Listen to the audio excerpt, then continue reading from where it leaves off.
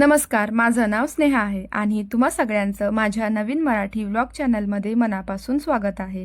चला तर, आम्ही सकाळी 8 वाजता देवदर्शनाला निघालो आणि सुमारे 9 वाजता आम्ही चौकीमधील श्री देवगुरू बृहस्पती मंदिरात पोहोचलो. नंतर आम्ही छान सर्व देवांचं दर्शन घेतलं.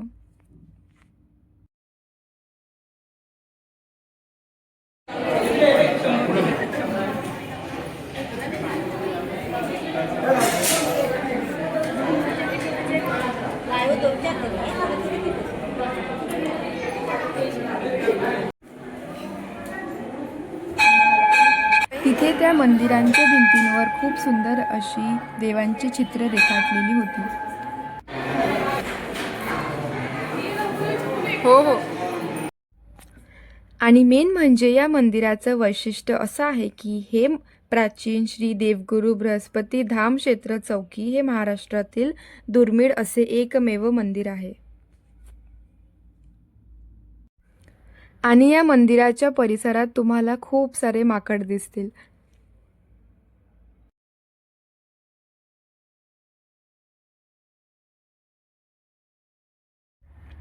नंतर आम्ही तिथे एक जुनी विहीर बघितली. ती खूप खोल आणि प्राचीन होती. ती बघायला खूप सुंदर आणि ऐतिहासिक वाटली.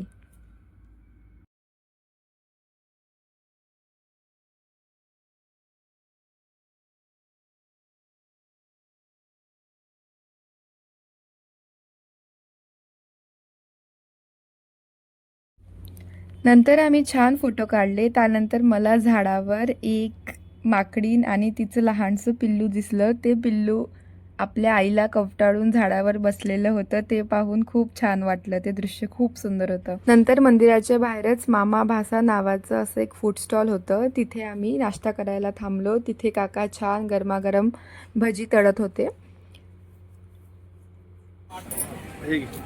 कच्चा चिवडा खाल्ला आणि त्यानंतर गरमागरम भजी आणि कढी.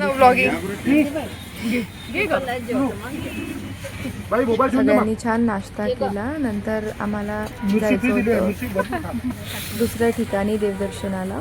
त्या मंदिराच्या बाहेर खूप सुंदर आणि दाट जंगल होतं. त्या जंगलातून येणाऱ्या सूर्यकिरणामुळे खूप सुंदर दृश्य तयार झालेलं होतं.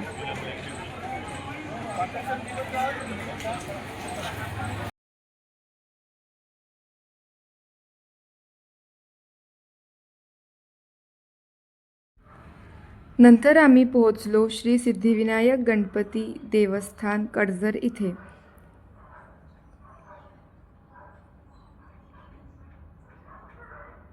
इथे सुंदर असे मातींचे रंगबिरंगी गुल्लक होते.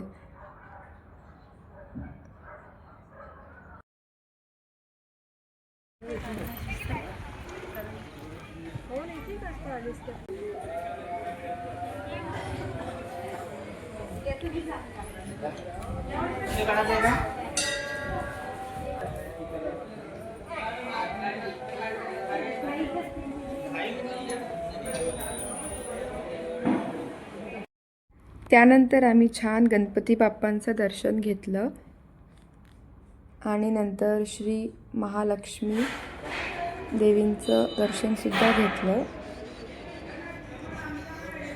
हे मंदिर डोंगरावर असल्यामुळे तिथून खूप सुंदर दृश्य दिसत होतं.